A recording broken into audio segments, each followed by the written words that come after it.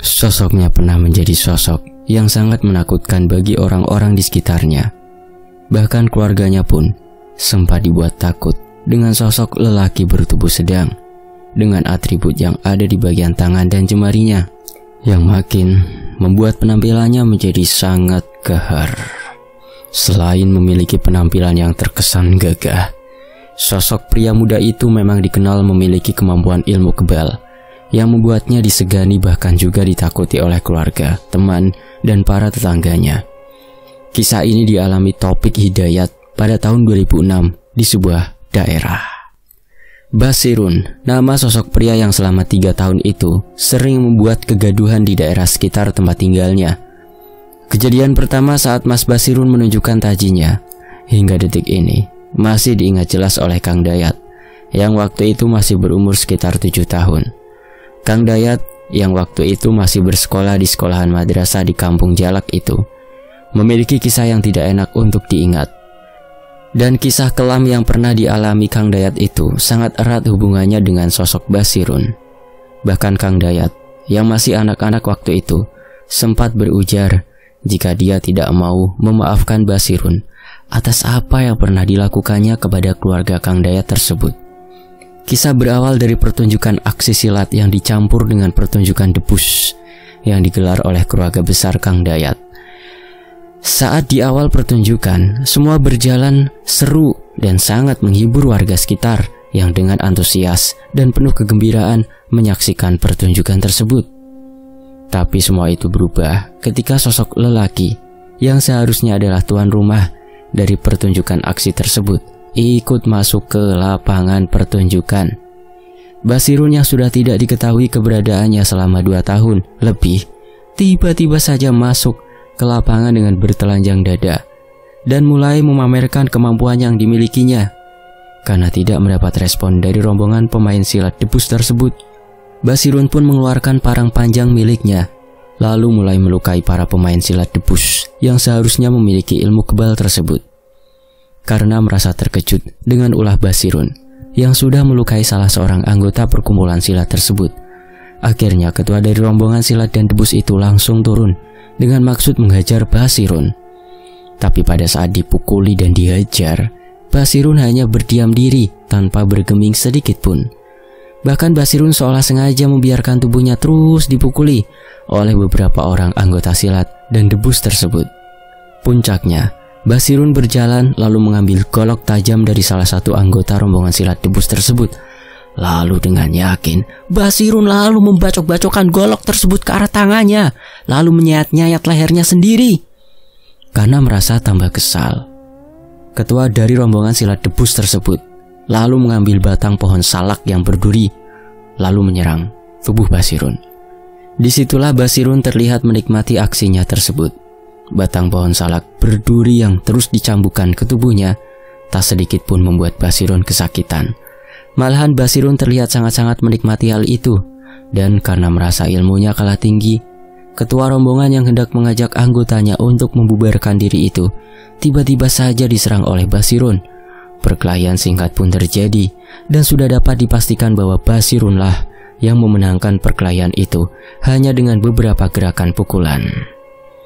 Setelah rombongan silat dan debus tersebut membubarkan diri, Basirun yang terlihat sangat senang dengan aksinya tadi tersenyum bengis sambil mengangkat parang yang ditinggal oleh rombongan silat dan debus tadi. Orang-orang yang kagum dengan aksi Basirun pun sempat memberikan tepuk tangan kepada Basirun karena mereka merasa terhibur dengan apa yang telah dilakukan Basirun tadi.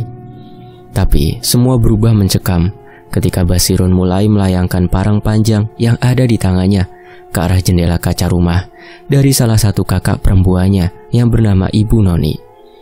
Basirun yang terlihat seperti orang yang hilang kesadarannya itu mulai mengamuk dengan membabi buta. Dia memecahkan semua kaca dari rumah kakaknya tersebut.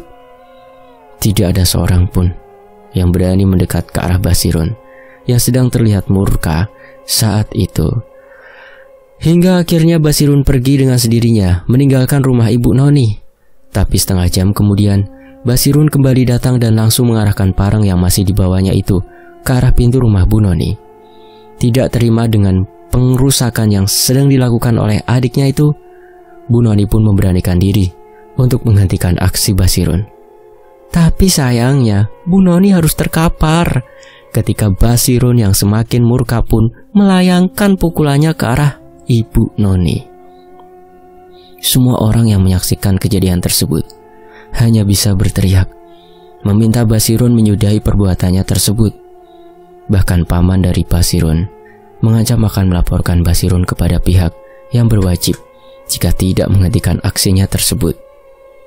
Setelah Basirun pergi, keluarga Bu Noni pun segera membawa ibu dari 3 orang anak tersebut ke rumah sakit untuk mendapatkan perawatan yang lebih serius lagi. Karena Bu Noni mengalami luka memar di wajah dan beberapa luka di bagian kepalanya. Kang Dayat yang waktu itu masih berusia 7 tahun hanya bisa menangis ketika melihat ibunya dianiaya oleh pamannya itu. Bahkan hingga Kang Dayat pun bersumpah akan membalas apa yang telah dilakukan Basirun suatu saat nanti. 1 minggu kemudian, Ibu Noni yang sudah kembali sehat pun dibawa kembali pulang ke rumah oleh keluarganya.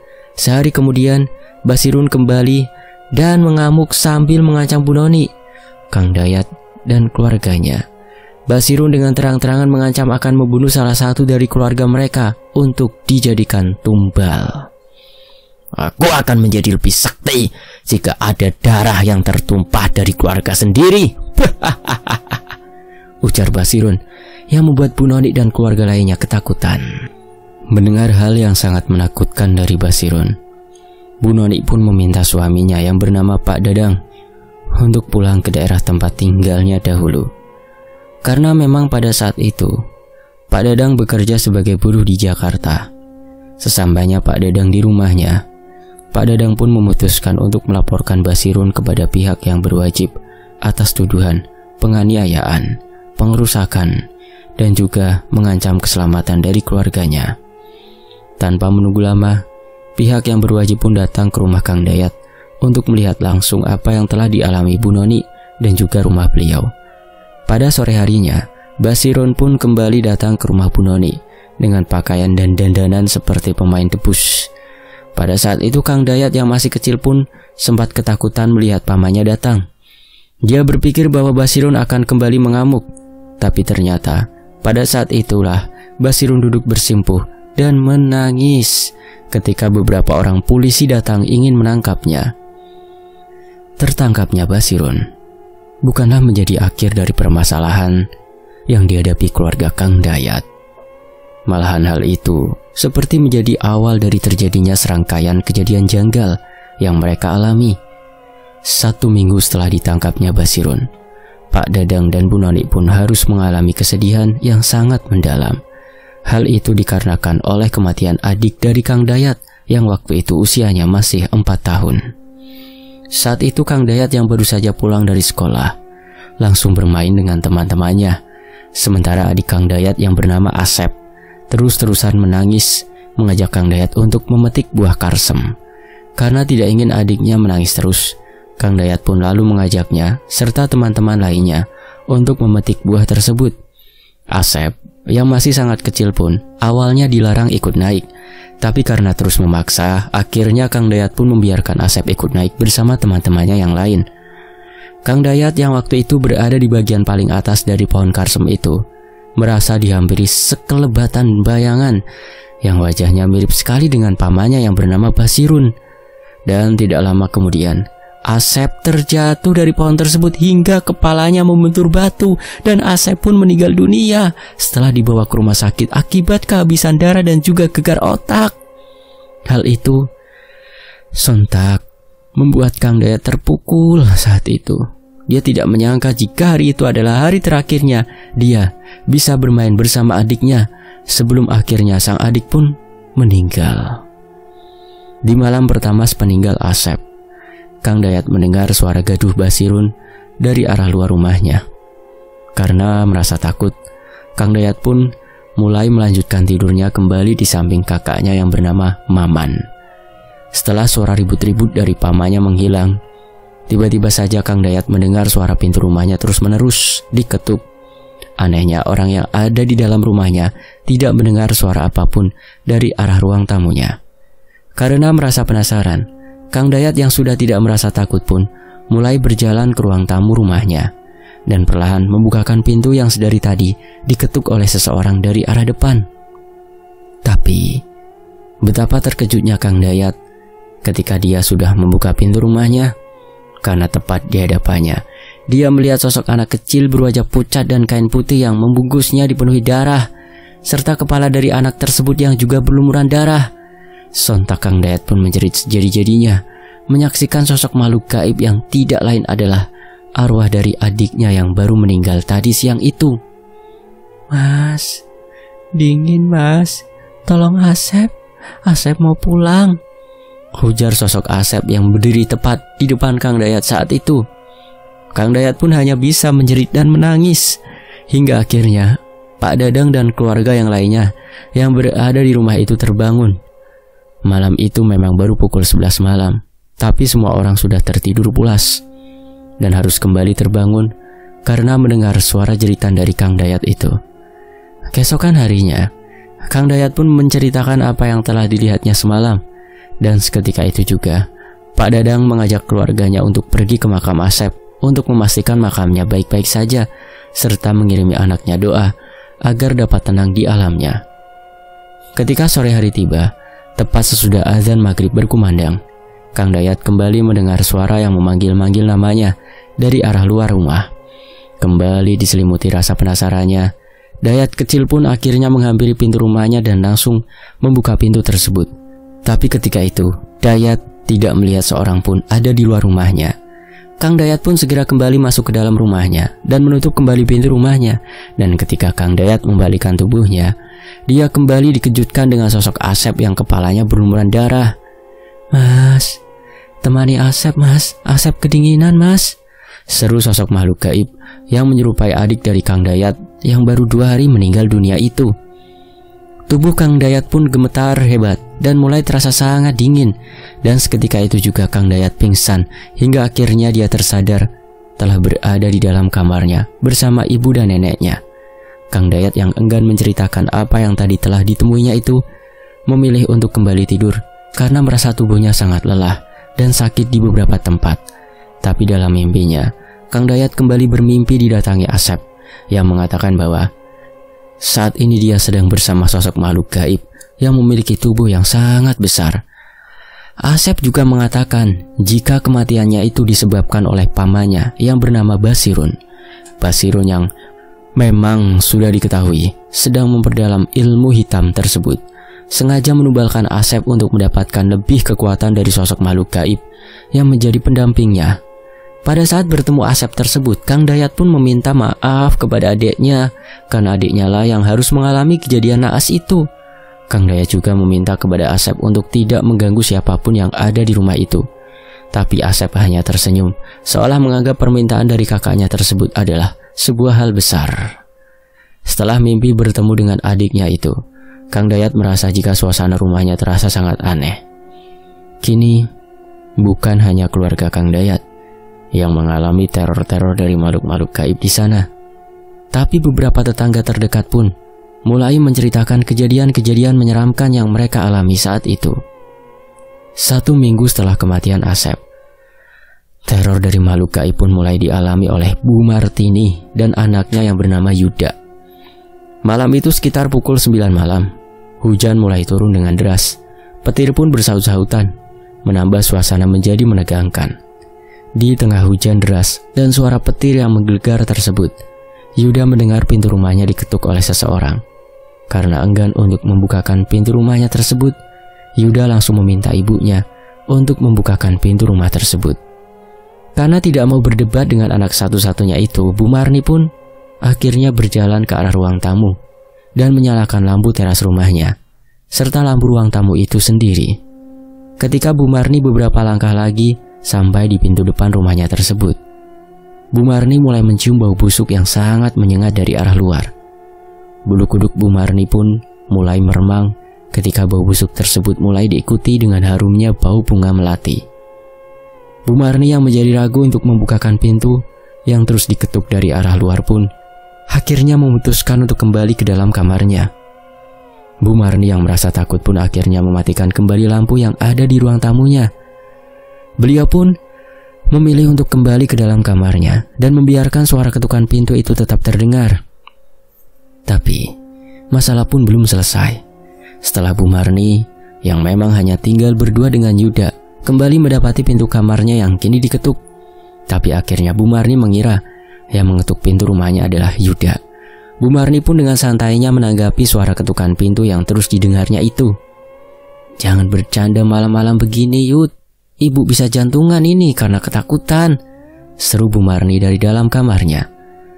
"Yuda lagi belajar, Bu. Siapa juga yang bercanda malam-malam begini?" sahut Yuda dari arah kamar sebelah. "Jangan main-main kamu, Yud," ujar Bu Marni yang mulai merasa kesal dengan apa yang sedang dialaminya malam itu. Tanpa pikir panjang lagi, Bu Marni pun langsung membuka pintu kamarnya yang masih diketuk oleh seseorang itu. Dan betapa terkejutnya Bu Marni ketika melihat sosok anak kecil yang berdiri tepat di depannya dengan kepala yang berlumuran darah. Bu Marni pun sontak menjerit ketakutan mendapati penampakan sosok anak kecil yang sangat mengerikan tersebut. Mendengar suara jerit ketakutan dari ibunya, Yuda pun bergegas keluar dari dalam kamarnya. Tapi sialnya, ketika Yuda membuka pintu kamarnya, tiba-tiba saja listrik pun padam dan keadaan menjadi gelap gulita. "Mas, tolong aku, Mas. Aku kedinginan di luar sana," ujar suara anak kecil dari arah luar ruang tamunya. Karena merasa penasaran, Yuda pun berjalan menghampiri suara yang datang dari arah luar tersebut. Dan sesampainya Yuda di ruang tamu, Yuda pun dibuat terkejut ketika mendapati pintu rumahnya dalam keadaan terbuka. Dan bersamaan dengan itu, anehnya, tiba-tiba saja listrik kembali menyala dan cahaya lampu pun kembali menerangi keadaan di sekitarnya. Tapi hal itu sangat membuat Yuda ketakutan ketika dari arah luar rumahnya terlihat sosok anak kecil yang kepalanya berlumuran darah sedang berjalan mengambang ke arahnya. Sontak, hal itu pun membuat Yuda ketakutan dan bergegas kembali ke kamarnya. Tapi belum sampai di kamarnya, Yuda pun kembali dikejutkan oleh Bu Marni yang sudah tergeletak lemas, tidak berdaya, tepat di depan pintu kamarnya. Yuda pun langsung menolong ibunya yang sudah pingsan sesaat sebelum listrik padam tadi. Dan bersamaan dengan itu, sosok anak kecil yang kepalanya berlumuran darah itu kini sudah berdiri menatap tajam ke arah Yuda dan juga Bu Marni. "Tolong, Mas. Tolong bebaskan saya. Saya kedinginan, Mas," ujar sosok anak kecil berwajah pucat yang kepalanya berlumuran darah. Yuda yang merasa kebingungan menghadapi hal itu pun mau tidak mau akhirnya berkomunikasi dengan sosok makhluk gaib yang sebenarnya sudah membuat Yuda mual dengan darah segar yang terus menetes dari kepala bagian sampingnya tersebut. Selain itu, bau anyir darah pun membuat Yuda sungguh ingin pergi meninggalkan ibunya seorang diri waktu itu. Tapi Yuda yang tidak punya pilihan lain pun akhirnya menjawab apa yang dikatakan oleh sosok makhluk gaib berwujud anak kecil tersebut. "Kamu siapa? Dan mau apa mendatangi kami dengan wujudmu yang menyeramkan itu? Apakah aku dan ibuku memiliki kesalahan kepadamu?" tanya Yuda sambil menatap ke arah sosok makhluk gaib tersebut. "Aku Asep, Mas, anaknya Pak Dadang. Tolong sampaikan kepada ayah dan ibuku jika aku meminta untuk dibebaskan dari sosok makhluk gaib yang mengurung sukmaku," jawab sosok hantu anak kecil tersebut yang tidak lain adalah tetangga dari Bu Marni sendiri. "Baiklah, besok aku akan sampaikan kepada ayahmu. Sekarang pergilah, jangan kau ganggu aku dan ibuku," jawab Yuda yang langsung membuat sosok makhluk gaib tersebut menghilang dari pandangan mata Yuda. Keesokan harinya Yuda dan juga Bu Marni pun langsung mendatangi rumah Pak Dadang yang juga rumah Kang Dayat tentunya. Yuda yang waktu itu sudah duduk di bangku sekolah menengah atas pun dengan perlahan mulai menceritakan kejadian mengerikan yang semalam dialaminya dan juga ibunya. Pak Dadang dan keluarganya yang mendengar cerita dari Yuda dan juga Bu Marni pun segera meminta maaf atas kejadian yang tentunya membuat Bu Marni dan Yuda ketakutan itu. Pak Dadang juga berjanji akan mencari tahu soal Asep yang arwahnya belum tenang tersebut. Setelah mendengar cerita dari Bu Marni dan juga Yuda, Pak Dadang yang yakin jika arwah anaknya tersebut belumlah tenang, segera mendatangi rumah Mbak Atma, seorang ahli supranatural yang juga memiliki perguruan ilmu kanuragan dan tenaga dalam tersebut. Menurut Mbah Atma, apa yang terjadi pada Asep ada hubungannya dengan Basirun yang saat ini sudah mendapatkan ilmu kebal tingkat tinggi, walau Basirun sendiri saat ini masih berada di dalam penjara. Aku harus menemui guru dari Basirun untuk membicarakan hal ini, Dang, ujar Mbak Atma menjelaskan tentang apa yang keluarga Pak Dadang hadapi saat ini. Sekarang pulanglah, biar aku yang kini mengurus semua permasalahan yang sedang kau hadapi, imbuh Mbak Atma lagi. Ketika malam tiba, kembali terjadi lagi teror dari makhluk gaib yang ada di sekitar rumah Pak Dadang. Waktu itu orang yang mengalami kejadian mengerikan itu adalah Mbah Dasum. Mbah Dasum yang malam itu ingin menjalankan ibadah sholat isya ke musola harus mengalami kejadian menakutkan ketika jam masih menunjukkan pukul 7 malam. Padahal malam itu suasana tidaklah terlalu sepi. Masih banyak orang berlalu lalang di depan rumah Pak Dadang. Mbah Dasum yang berjalan ke arah musola malam itu harus melewati rumah Pak Dadang terlebih dahulu sebelum melewati beberapa rumah yang ada di sana. Mbah Dasum yang merasa aneh dengan penglihatannya malam itu berhenti tepat di depan rumah Pak Dadang dan Kang Dayat karena melihat sesuatu seperti karung berwarna putih yang berdiri beberapa meter di samping rumah Pak Dadang. Awalnya Mbah Dasum merasa biasa saja ketika melihat benda yang dianggapnya hanya sebuah karung tadi. Tapi seketika itu juga ketakutan pun muncul di benak Mbah Dasum ketika benda yang dianggapnya karung tersebut mulai melompat dan mengambang beberapa sentimeter di atas permukaan tanah. Mengetahui jika sesuatu yang dianggapnya hanya sebuah karung tadi adalah pocong, Mbah Dasum pun kembali melanjutkan langkahnya. Walau di belakang beliau, sosok makhluk gaib berwujud pocong itu terus mengikuti langkah Mbah Dasum. Sosok pocong yang terus mengikuti Mbah Dasum dengan jarak yang cukup dekat itu langsung menghilang ketika Mbah Dasum sampai di depan musola yang ada di sekitar desa. Sejak peristiwa yang dialami Mbah Dasum tersebut, muncullah penampakan-penampakan lain dari sosok-sosok makhluk tak kasat mata yang mulai mengganggu warga desa sekitar. Menurut Mbak Atma, itu adalah sebuah proses penarikan ilmu yang dimiliki oleh Basirun. Pada saat itu Basirun ternyata memang meninggalkan sebagian makhluk gaib perewangannya di rumah Pak Dadang. Hal itulah yang membuat makhluk-makhluk gaib tersebut sering menampakkan diri kepada para warga sekitar. Basirun yang masih berada di penjara saat ini sudah tidak lagi memiliki ilmu kebal, dan semua makhluk gaib perewangannya telah diambil paksa oleh gurunya sendiri yang merasa kecewa dengan apa yang telah dilakukan oleh Basirun sendiri. Sempat terjadi perang gaib antara Mbak Atma dengan sosok-sosok jin perewangan Basirun yang waktu itu masih ingin bertahan bersama orang yang sudah terikat oleh perjanjian gaibnya tersebut. Perang gaib yang sangat sulit dijelaskan secara logika itu dikisahkan oleh Mbah Atma seperti perang pendekar pada laga film kolosal. Mbak Atma yang datang menemui guru daripada Basirun harus terlebih dahulu bertempur dengan sosok pemilik ilmu hitam tingkat tinggi yang bernama Ki Bahor. Ki Bahor adalah orang asli Pulau Seberang yang memiliki banyak murid yang tersebar di seluruh wilayah Nusantara. Mbah Atma yang mendatangi Ki Bahor dalam keadaan sukma kelana tersebut langsung mendapatkan serangan dari 4 jin penjaga padepokan milik Ki Bahor. Pertarungan tidak seimbang pun terjadi antara Mbah Atma melawan jin 4 penjuru yang memang sudah ditugaskan untuk menjaga kawasan milik Ki Bahor. Mbah Atma yang juga bukan orang sembarangan itu mampu meladeni ilmu-ilmu dari jin-jin penjaga tersebut dan akhirnya mampu mengalahkan mereka. Tapi Mbah Atma yang tidak memiliki banyak cadangan energi pun memilih kembali ke padepokannya untuk memulihkan diri. Walau Mbah Atma tidak mengalami luka sedikit pun, tapi Mbah Atma yang saat itu sedang meraga sukma untuk bertemu Ki Bahor pun memilih kembali agar tidak terlalu kehabisan tenaga. Tapi tanpa disadari oleh Mbah Atma, Ki Bahor ternyata melakukan serangan balik dengan semua jin perewangan yang dimilikinya. Ki Bahor yang juga dapat melepas sukmanya mendatangi Mbah Atma bersama puluhan jin dari aliran hitam yang menjadi pesuruhnya. jin-jin milik Ki Bahor pun mulai bertarung melawan jin-jin Mbah Atma yang ada di padepokannya. Walaupun kalah jumlah, namun jin-jin perewangan milik Mbah Atma tersebut dapat memukul mundur jin milik Ki Bahor. Setelah pertarungan gaib antara jin perewangan tersebut, barulah Mbah Atma bisa berhadapan langsung dengan Ki Bahor yang saat itu terlihat sangat murka. Ada apa pendekar dari wilayah timur datang dengan pasukan yang cukup banyak seperti ini? Tanya Mbah Atma kepada Ki Bahor yang sudah kehilangan sebagian dari jin-jin perewangannya tersebut.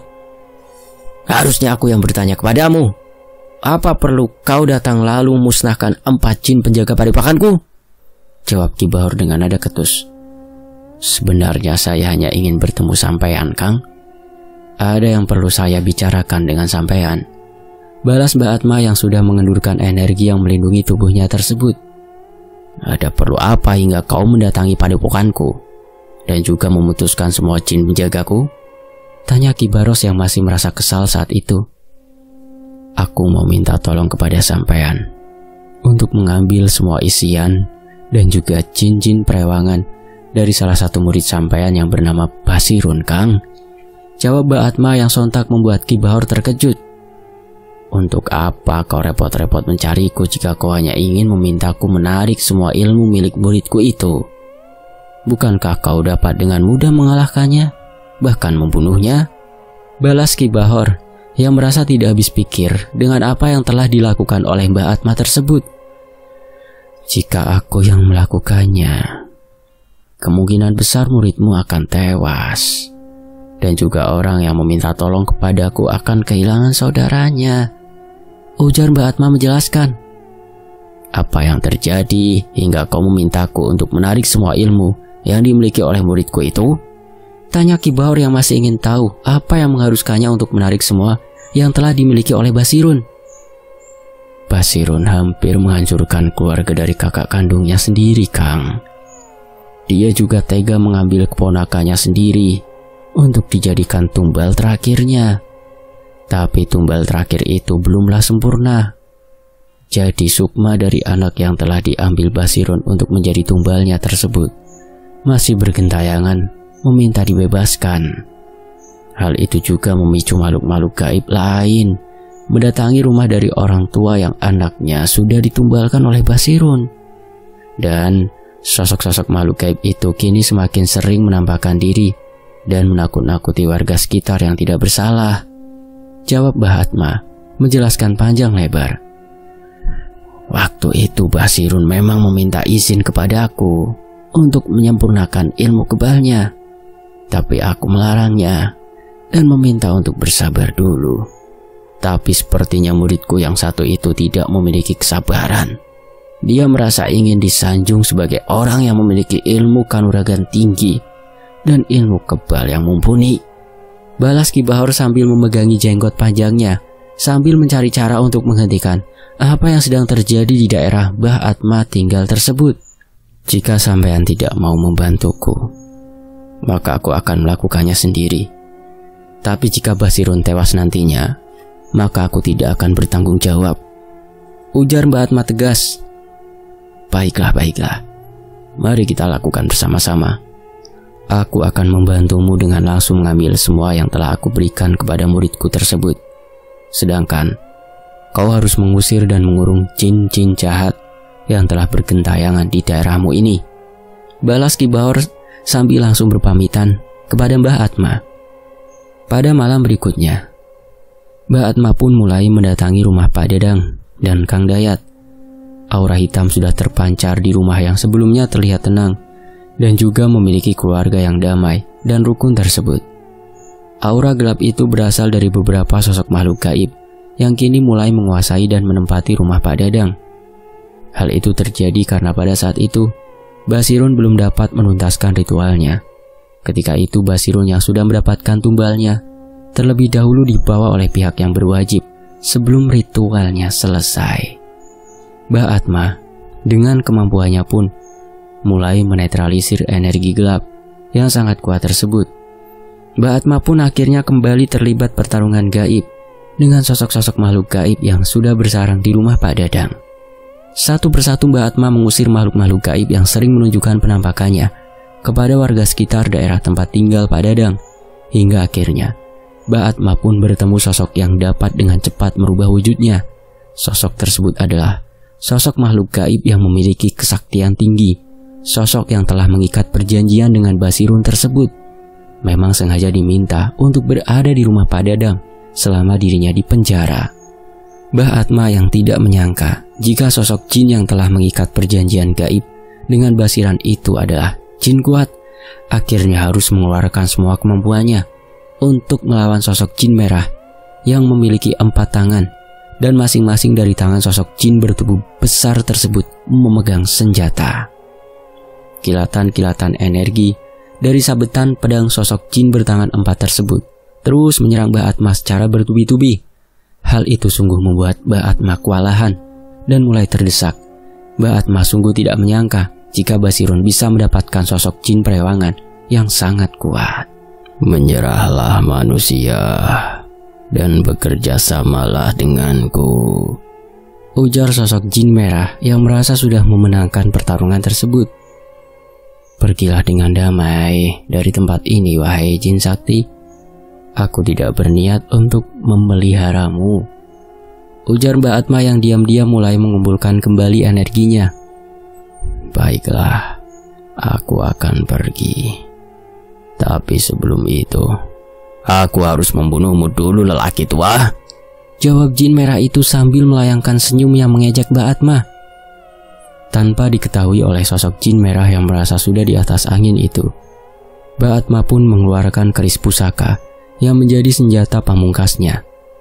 Bilah keris berluk 7 berwarna hitam pekat itu memiliki energi yang sama besarnya dengan energi yang dimiliki oleh jin merah tersebut. Mengetahui jika Mbak Atma ternyata masih menyimpan kekuatan yang sangat besar, sosok jin tersebut pun mulai khawatir dengan keselamatannya. Tapi jin merah itu juga enggan untuk menyerah dan pergi. Apakah kau masih ingin melanjutkan pertarungan ini, jin merah? Tanya Mbah Atma dengan senyum mengembang di wajahnya, sambil tangannya menghunus bilah keris dengan energi hitam yang sangat kuat tersebut. Ki Lindung Peteng tidak pernah gagal menjalankan tugasnya setelah dia keluar dari warangkanya, imbu Mbah Atma yang kini memang memiliki energi yang sangat besar tersebut. Aku akan mencoba seberapa besarnya kekuatan Lindung Peteng itu, manusia.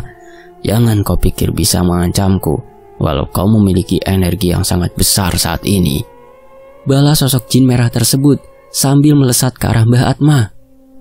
Pertarungan pun kembali terjadi. 2 pedang di bagian tangan atas kanan dan kiri milik jin merah tersebut memiliki kecepatan dalam menebas dan mengeluarkan lesatan energi yang sangat besar. Tapi keris Lindung Peteng milik Mbah Atma mampu memberikan perlawanan yang sepadan dengan benturan-benturan energi besar yang dikeluarkannya. Tapi pertempuran gaib itu perlahan dapat dikuasai oleh Mbah Atma yang memang memiliki energi yang besar dari keris Lindung Peteng yang ada di genggamannya tersebut. Selain itu, Ki Bahor pun sepertinya sudah selesai menjalankan tugasnya, mengambil semua kekuatan yang ada dalam diri Basirun. Bak kehilangan energi dari inangnya. Sosok jin merah bertangan 4 itu perlahan melemah dan mengakui kekalahannya. Setelah mengakui kekalahannya, sosok jin merah bertangan 4 itu pun dapat ditundukkan oleh Mbah Atma. Sosok jin berkekuatan tinggi itu lalu diterima Mbah Atma sebagai jin peliharaannya tanpa memberinya tumbal apapun. Itu adalah sebuah konsekuensi dari sosok-sosok makhluk gaib yang berhasil dikalahkan oleh seseorang. Suasana rumah Pak Dadang pun kembali tenang dan terasa sangat damai. Setelah Mbak Atma dapat mengusir semua sosok dari makhluk-makhluk gaib yang awalnya ingin dijadikan perewangan oleh Basirun, keadaan pun menjadi normal kembali. Tidak ada lagi penampakan-penampakan dari sosok makhluk gaib yang selama beberapa minggu sempat menghantui keluarga Pak Dadang dan juga warga sekitar. Basirun yang mendapatkan vonis 2 tahun penjara pun harus dipulangkan lebih cepat, karena saat itu Basirun mengalami gangguan kejiwaan. Hal tersebut terjadi karena semua ilmu yang sudah masuk ke dalam tubuhnya ditarik kembali oleh sang guru. Dan semenjak saat itu, Basiron pun dinyatakan sebagai orang dengan gangguan jiwa. Basiron pun dibuatkan kurungan kayu di bekas rumahnya sendiri. Sejak saat itu, Kang Dayat, Pak Dadang, dan juga Bu Nonilah yang merawat Basiron. Keluarga Pak Dadang yang pernah disakiti oleh Basiron itu tidak menaruh dendam sama sekali kepada Basiron yang dulu telah menghancurkan rumahnya, bahkan mengambil Asep sebagai tumbal untuk mendapatkan ilmu kebal tertinggi. Hingga saat ini, Basiron tinggal bersama Pak Dadang dan keluarganya. Walaupun telah kehilangan kewarasannya, tapi kini Basiron tidak pernah lagi mengganggu orang-orang di sekitarnya. Selesai. Demikianlah sebuah kisah dari Bang Untung Prastio. Semoga kita bisa mengambil hikmahnya ya, dan bisa mengambil kesimpulan dari kisah Pak Basiron ini. Fakta Sejarah pamit. Terima kasih teman-teman. Wassalamualaikum, sampai jumpa di kisah lainnya. Tetap di Fakta Sejarah. Alhamdulillah.